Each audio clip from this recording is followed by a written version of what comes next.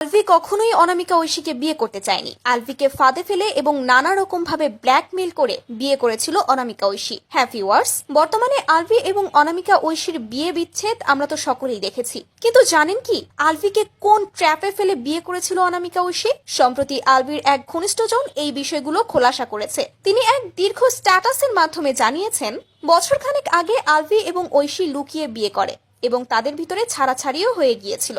মিডিয়াতে এই নিয়ে অনেক কাহিনী হয়, কিন্তু এরপর আবারও তারা মিটমাট করে পুনরায় বিয়ে করে সংসার করতে থাকে।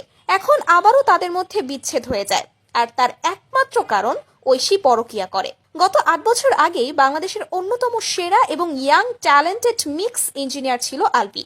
বিদেশিদের সাথে সে অনলাইনে প্রজেক্ট করত এবং ৮ বছর আগেই সে নিজের পরিশ্রমে লাখপতি ছিল। শুধু তাই নয়, আলভি একজন উচ্চ শিক্ষিত, ভালো এবং ধনী পরিবারের ছেলে। গানের কাজেই মূলত ঐশীর সাথে তার প্রথম পরিচয় হয়। ঐশী তখনও একাধিক ছেলের সাথে রিলেশনে ছিল। আলভির ধন সম্পদ দেখে সে আলভিকে পটাতে উঠে পড়ে লাগে।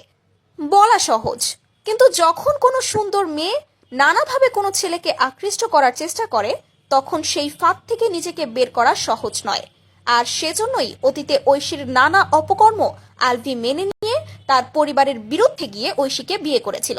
অনেকভাবেই আলভি ঐশীকে মানুষ করার চেষ্টা করে, কিন্তু আজ সে নিজেই অমানুষ হয়ে গিয়েছে তাকে মানুষ করার চক্করে। ডিপ্রেশন, নেশায় আসক্ত হয়ে সে হারিয়েছে ফ্যান ফলোয়ার, টাকা পয়সা, সম্মান এবং ফ্যামিলির ভালোবাসা।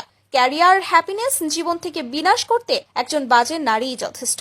তো ভিউয়ার্স, বিষয়টা নিশ্চয়ই এখন আপনাদের কাছে ক্লিয়ার। তবে এই বিষয়গুলো নিয়ে এখনো ঐশী কোনো প্রতিক্রিয়া জানায়নি। তো এবার দেখা যাক ঐশী কি প্রতিক্রিয়া জানায়। তো নেক্সট আপডেট পর্যন্ত আমাদের সঙ্গে থাকার অনুরোধ রইল। আল্লাহ হাফেজ।